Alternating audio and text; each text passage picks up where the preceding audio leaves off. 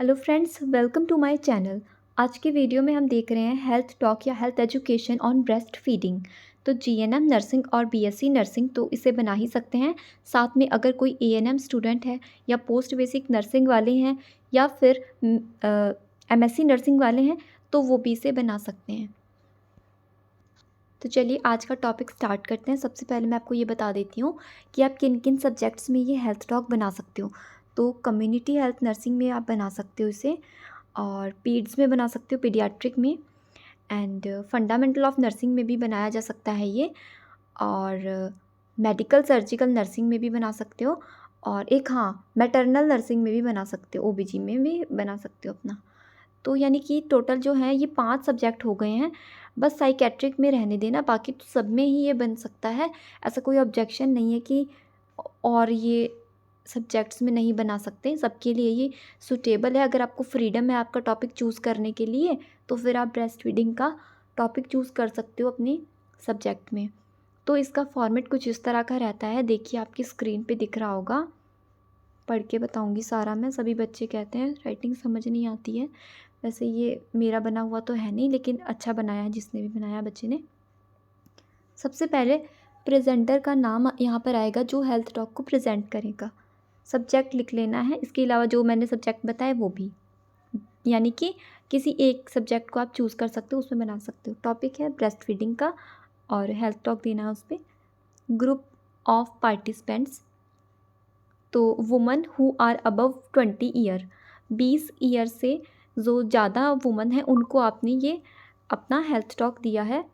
ये किसी community area में आप दे सकते हो। कई बार ऐसा होता है कि हेल्थ टॉक जो है वो हम अपने जूनियर्स को ही दे देते हैं कॉलेज में, तो ये कहीं पर भी दिया जा सकता है हेल्थ टॉक। तो हॉस्पिटल में दे दो रिलेटिव्स को पेशेंट के, या फिर आप स्कूल में जाके दे सकते हो, जो भी डिसाइड करते हैं आपके टीचर्स। डेट, टाइम, वेन्यू बताना है, कहाँ दे रहे हो। वेन्यू तो कुछ भी हो सकता है, हॉस्पिटल हो सकता है, स्कूल हो सकता है, आपके जूनियर्स हो सकते हैं, या फिर कहीं वार्ड में आपने दे दी।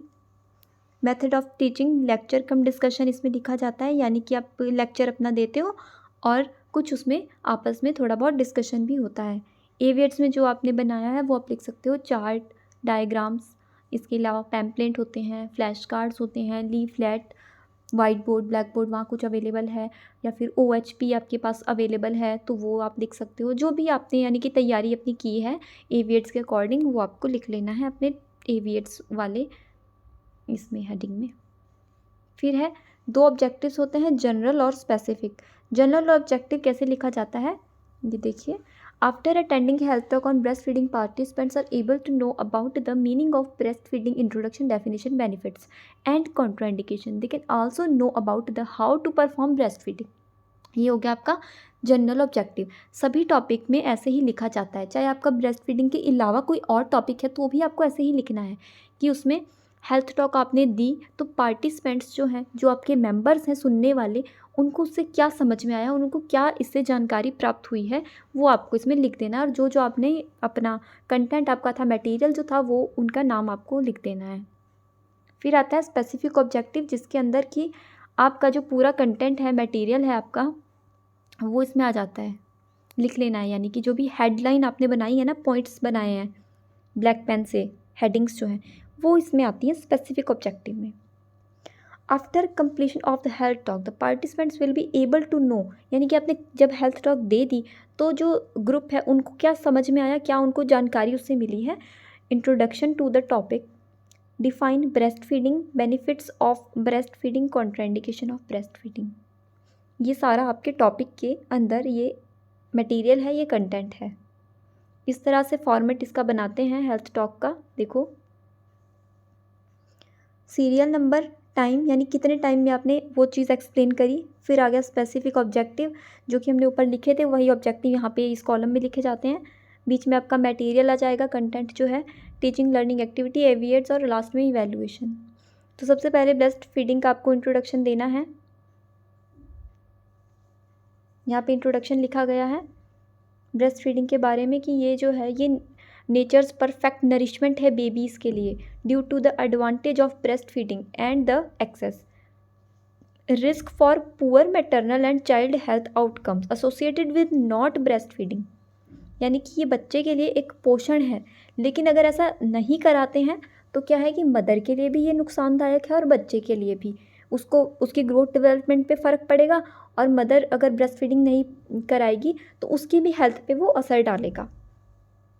तो ये सब यहाँ पे इसका सबसे पहले हमने इंट्रोडक्शन दे देना है। उसके बाद लास्ट में यहाँ पे साइड में आप देख सकते हो कि आपको इवैल्यूएशन भी कर देना है, जहाँ पर इवैल्यूएशन में आप लिखते हो कि what is the meaning of breast feeding. यानी कि टॉपिक को, जब हम किसी टॉपिक को किसी को समझाते हैं, जैसे कि मैं आपको समझा रही हूँ लेकिन अभी ये लाइव में नहीं है, हम लाइव में नहीं पढ़ रहे, लेकिन मैं पढ़ाने के बाद अगर आप मेरे सामने होते तो मैं पढ़ाने के बाद आपसे पूछती कि अच्छा आपको क्या समझ आया, बताओ अब ब्रेस्ट फीडिंग क्या है। तो यही हमारा इवैल्यूएशन में लिखा जाता है।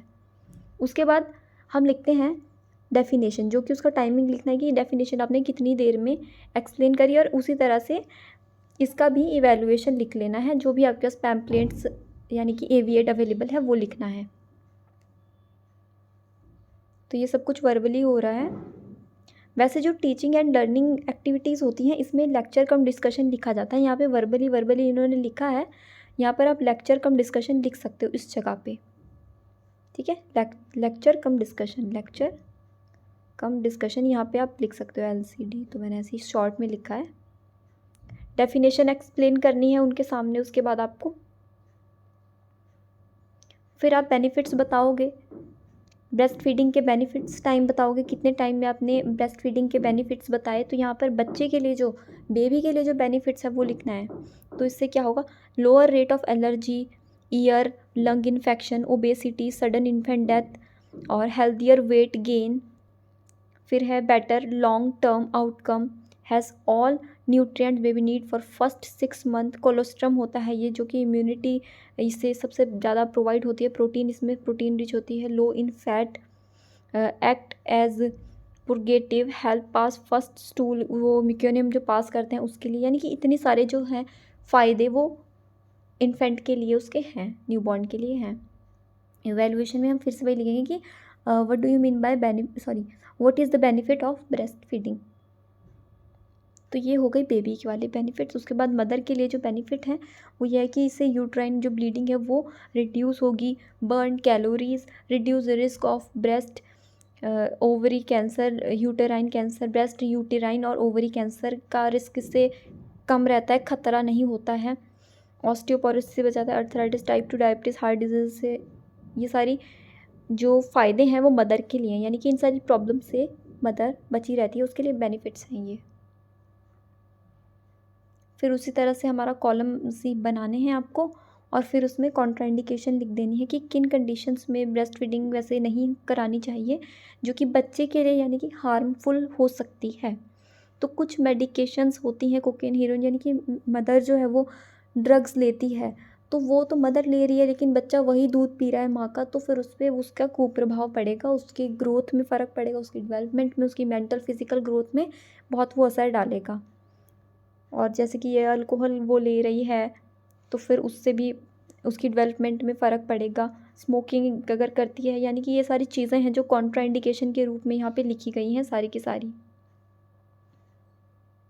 उसके बाद अपने टॉपिक को हम लोग कंक्लूड करते हैं।